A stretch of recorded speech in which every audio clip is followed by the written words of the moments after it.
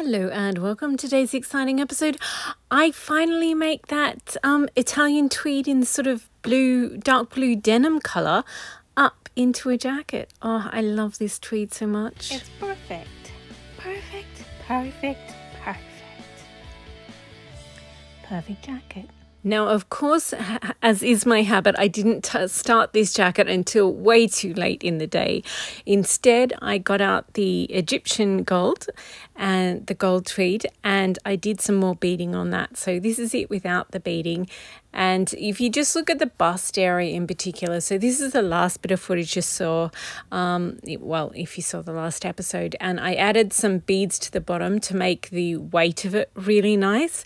And then I was up to beading the chest part, and I used these filigree beads. They're basically, it's like origami but with metal, so they're quite light, and I used them on the chest area because I don't like having heavy beads pressing down on the chest area.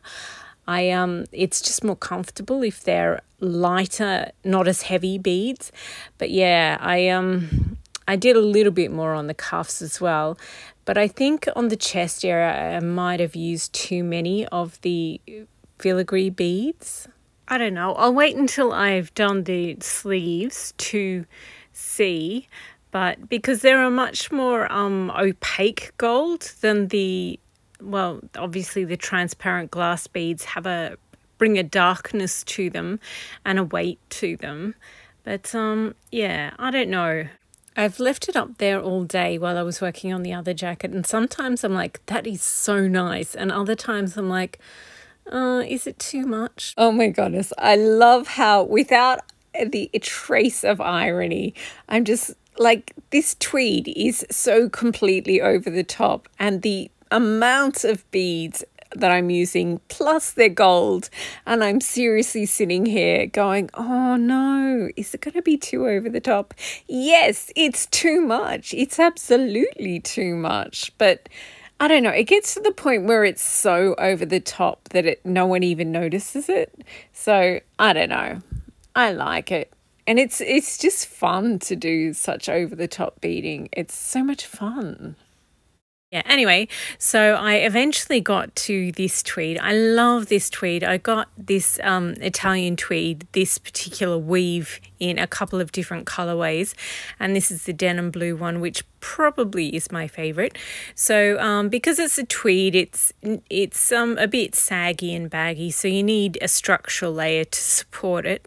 So I cut out these one set of the fabric, one set of each of the pattern pieces in netting. It's the kind of netting that you use to make a 1950s petticoat out of, and you can buy it at any big fabric store in the costume cosplay dance section. And yep, and then I sewed it together in a shell. I've got loads of videos on how to make a Chanel style jacket, so if you want more detail, check out those ones. I've just got a few frequently asked questions that I'll answer in this particular video. So I've been asked how I sew together the bits. You use a machine and you just sew them together like you would any bodice. You cut out each of the pieces of the bodice and then you sew them together. So here is the center front and side front.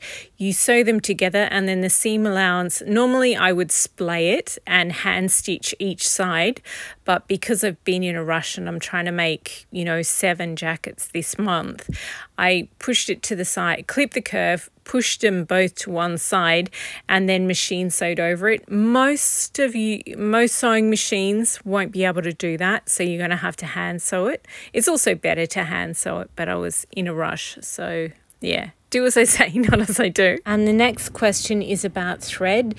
Do you use poly or cotton thread? I use poly just because it lasts longer. It will last decades, whereas cotton can start breaking down and weakening.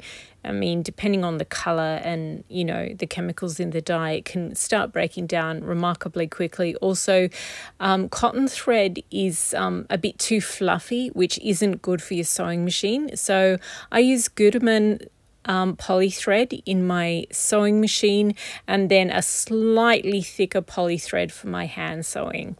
And what sort of sewing machine needles? Don't worry too much about whether you should use a 70 or an 80 if you know your sewing machine. So if you know a particular size works well with your sewing machine, go for it.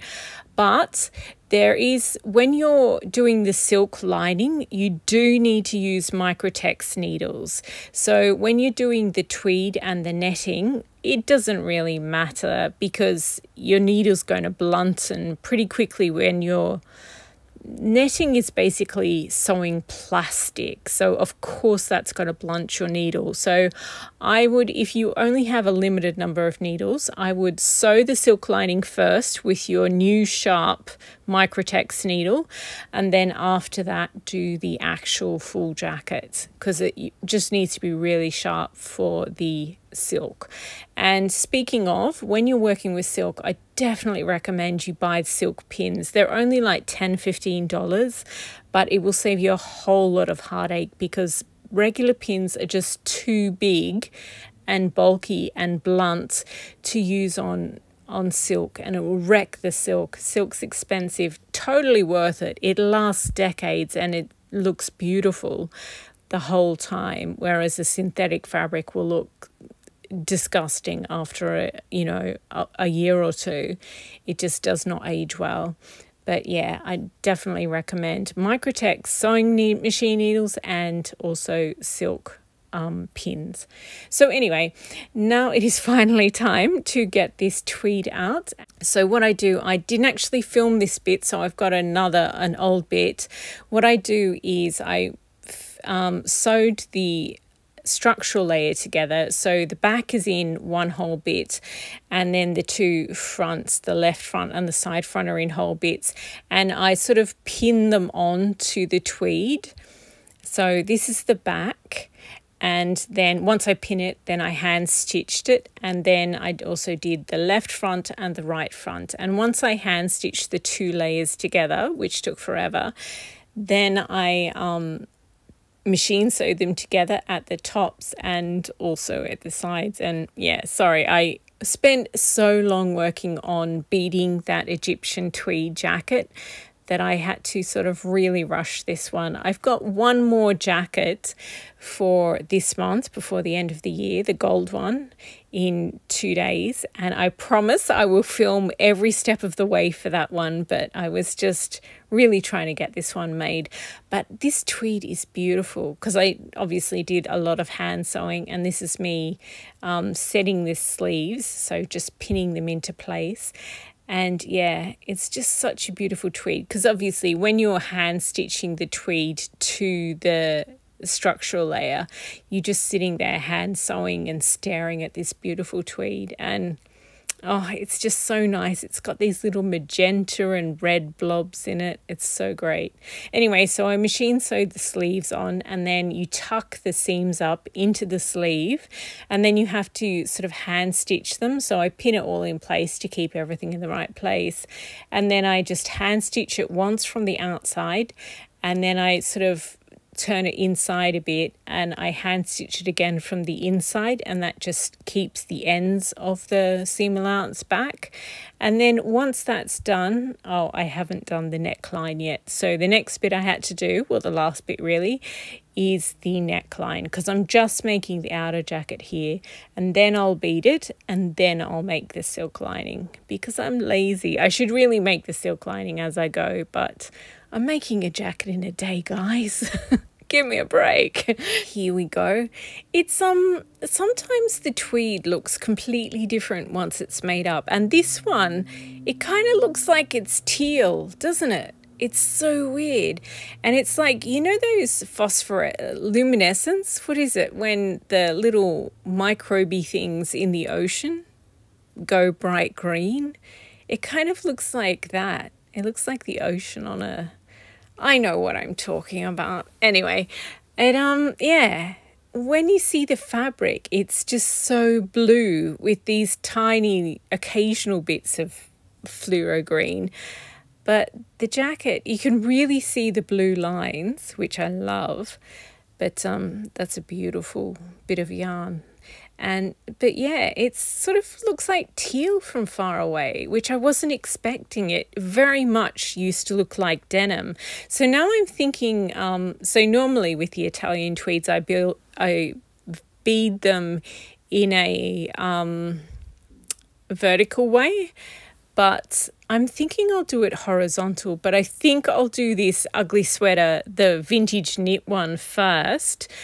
And just, I mean, already this month I did the horizontal beading on the green Italian tweed. It's green under all those red beads. And then after I did that one, I worked on the gingerbread one, but I'm currently working on the Egyptian tweed, and that's another horizontal one. So instead of going up and down, I'm going around the jacket, and it's completely different because you have to sort of consider the weight of beads differently. So I just think after I finish this one, it's just tricky because it's got the filigree beads in there, and it's just, I don't know, it's a little unusual. So I just want to do the vintage knit one because that's going to be mostly glass beads and plastic beads. There's no sort of metal ones in there. And once I've done that one, then I think I'll do the... Plus, I just really want to do that one. Then I'll do this one. I mean, I really, really want to wear this one, but I don't want to bead it too early. Sometimes, I don't know, you just get a feeling about a jacket and I'm just like, no, if I'm over eager and just dive into this one, I'll end up choosing the wrong beading. And then if you start doing a beading and decide you don't like it, you have to like literally reverse what you've done. You just have to, by hand, you have to take out every single bead because I stitched my beads on the really old fashioned way so that they won't come off. And I mean, normally the way that things are beaded is very quick and sort of they cut corners because it's for a formal wear and people only wear them like once or twice a year. Whereas I wear my jackets as everyday pieces, so they really do need to be sturdy. So yeah, I think I'll just leave this one hanging or leave it on a mannequin for a little bit. And actually, I'm just about to get out some beads and have a look at all different sorts of beads on there, but I still need to sort of let it marinate for a while. So here we go. I've got I kind of went a little bit overboard with all the beads. So I was thinking maybe the big sequins in the bright green, the emerald green and the magenta would be cute, but there's also, I'm actually using these small green beads on the vintage knit one, but I've also got glass beads in bigger sizes. And then there's the pearls, the glass pearls. I really like them. I like them more than I used to before the jacket was made up. When it was just a tweed, I wasn't sure about the pearls, but now I like them. And then the bright green ones were kind of what I originally thought. And then there's these sort of lime green transparent ones. They're really nice. They look nicer in person than the footage that I'm looking at now. And then there's the glass beads with the sort of the electroplating, the fancy finish on it. They're interesting. They're nice, but I'm not sure. And then there's the magenta ones, just because there's little spots of magenta and red in the actual tweed. And then there's the dark blue. I thought I would like the dark blue more. It's weird. It sort of washes out the tweed a little bit, I feel. Maybe. And then there's the light blue. Oddly, that kind of washes out the tweed too. Normally if you put one that's lighter, maybe if I mix the two together, maybe that would do it. They're both so pretty. And yeah, that's worth considering. And then there's the candy beads. I just had these out because I used them on the gingerbread, considered them for the gingerbread jacket, and I still haven't put them away. That is fun, but because they're plastic, they're not heavy enough. I don't think. I would have to probably mix them with those magenta glass beads at the top of the frame, and I'm not sure that would work because candy looking ones on the sleeve, sitting on the sleeve, are, I don't know, I feel like it's mixing genres. And then there's the Minnie Mouse bows in acid green, or the slightly smaller bows in a couple of different colours. I do like them, but I don't think I'd wear it as much as an everyday jacket if it had fancy bows all over it. I'm more comfortable wearing a beaded jacket, if you get what I mean. Especially, yeah, I just feel like this tweed is going to be one of my everyday favourites. So, I mean, I love these flower sequins as well, but same. I feel like I would wear it more if it was just plain beads, glass beads, or pearls or something like that. Those turquoise ones are nice, but I don't know. I mean, yeah, interesting, but not my favourite. I like the greens and the blues. I'm old school. Green and blue are my favourite colours. And these beads, like if I just, not these exact ones, these ones are too small in my opinion. But if I got out all those colours, it was just easy to get out one mixed green rather than get out each of the packets of the glass green beads. But yeah, I like that. I like all the greens. I don't mind the turquoise, but I love the greens and the blues. I think, yeah, they're really beautiful. It's such a pretty tweed. Oh, and then as I was putting away, I remembered that I had these other plastic beads. Again, they're plastic, but if I mix them with the pearls, because pearls are quite heavy, they're just a solid glass bead with a pearlized paint on the outside, that would be nice. And those sort of transparent brighter green beads, plus the blues, that would look amazing. There's something about blue and green together. They're so pretty. I like this mix. They would be beautiful together. Okay, this is my placeholder bead mix. If I get any amazing inspiration of something better, I'll do that. But yeah, I really, really like this mix. They are just beautiful. Anyway, that is it for this video. Thank you very much for watching. I hope you got some of the answers you were looking for, or some of the inspiration. If you do have any more questions, just pop them down below in the comments and I shall answer them. And yeah, until then, I think I'll go and do more beading on the Egyptian tweed. It's just so close now. There's a tiny bit on the back that needs to be done, and the sleeves. The sleeves are going to take forever. But yeah, it's edging closer and closer to being done.